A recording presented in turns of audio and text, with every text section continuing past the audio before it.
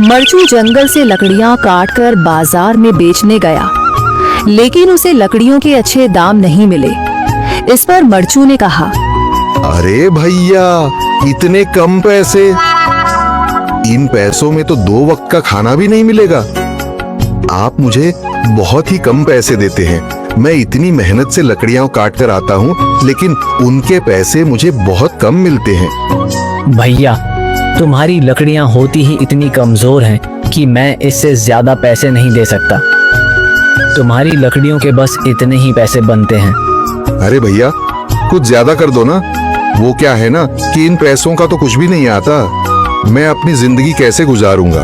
भैया, तुम जाकर अच्छी लकड़ियां लाओ, तभी इन लकड़ियों का अच्छा दाम मिल पाएगा, वरना इन लकड़ियों का तो यही दाम है।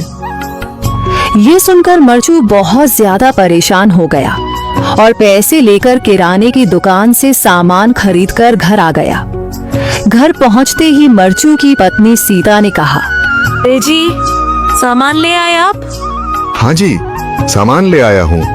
सीता के चेहरे पर खुशी छा जाती है, लेकिन जब उसने सामान देखा, जी, इसमें तो बहुत थोड़ा सामान है।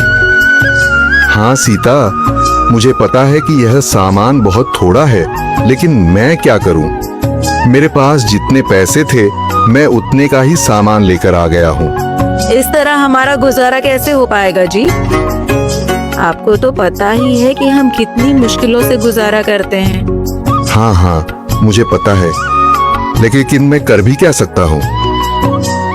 मेरे पास इतने पैसे ही नहीं कि हम एक अच्छी जिंदगी गुजार सकें। इतनी मेहनत कर रहा हूँ, लेकिन फिर भी मेहनत का फल नहीं मिल रहा। इतनी मेहनत से अच्छी लकड़ी काट कर आता हूँ, लेकिन मुनासिब दाम नहीं मिलता।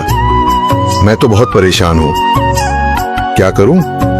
कहाँ जाऊँ? अरे जी, आप परेशान न हो, आप कोई और काम देख लें। मैंने कई बार काम तलाशने की कोशिश की, पर किसी ने भी मुझे काम नहीं दिया। ये सुनकर सीता भी काफी ज्यादा परेशान हो गई।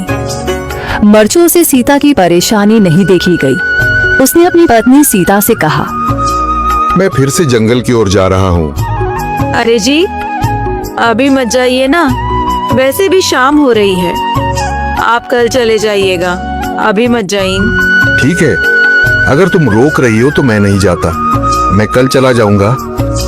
इसके बाद मरचू गांव में घूमने के लिए चला गया। तभी उसे एक आदमी मिला और उसने कहा, कहाँ जा रहे हो भैया? और सुनाओ, क्या हाल चाल है? जिंदगी कैसे गुजर रही है? अरे भैया, तुम्हें तो पता है कि लकड़ियां काटकर कैसे गुजारा होता है। हाँ भैया, तुम सही कह रहे हो।